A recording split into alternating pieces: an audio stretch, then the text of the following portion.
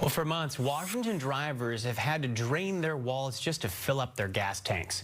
Governor Inslee has said oil companies are to blame for hiking prices to protect their profits. But now a state economist is preparing to sue the state over his refusal to hide what he says is the real reason that gas prices are costing so much. Fox 13's Lauren Donovan is breaking down the finger pointing at the fuel pump. Lauren, the whistleblower says he was told to underreport the impact of Governor Inslee's carbon emission cap and trade program. Described as a rank-and-file employee caught up in a political game, his attorney says he was the guy, the only one in the state responsible for making fuel estimations, gathering data that came from gas stations just like this one here. Things spiraled after he noticed what was basically a second gas tax, doubling what was already there, 40 or 50 cents. As my client said, this was a matter of sixth grade math. It was just a matter of adding things up, and they didn't want him to provide that accurate information.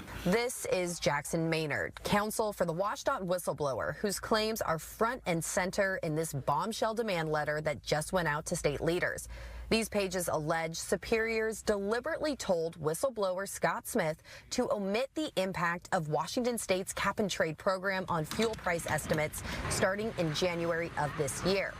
Saying things like, management would prefer that you not include the impacts of cap and trade in your figures. And he said, no, I'm not going to do that. That would be lying. That would be jimmying the numbers. The promise of the governor's cap and trade program is to cut down on carbon emissions by making pollution more expensive for companies. Quote, you will recall that during that time, the governor was repeatedly claiming there was no impact on fuel prices from this program. This is going to have minimal impact, if any, pennies. We're talking about pennies, potentially. Not all of this would be passed off to the consumers, and what they would be pennies. But since the program kicked in, pump prices have skyrocketed, an additional 40 to 50 cents a gallon, frustrating drivers filling up. What did the governor know and when did he know it? He was running around at the time saying that this program was having no impact on gas prices, that it was pennies.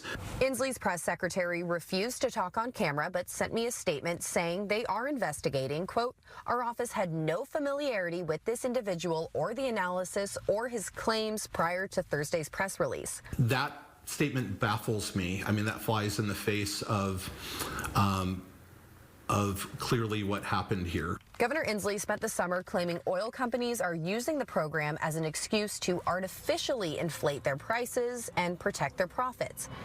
And the governor's office believes Jackson and his nonprofit, Citizen Action Defense Fund, have an agenda, calling them an organization that now has multiple lawsuits aimed at upending the state's recent climate policies. Does your client have any sort of axe to grind? He does not. The funny thing is, I think my client actually supports cap and trade as a program.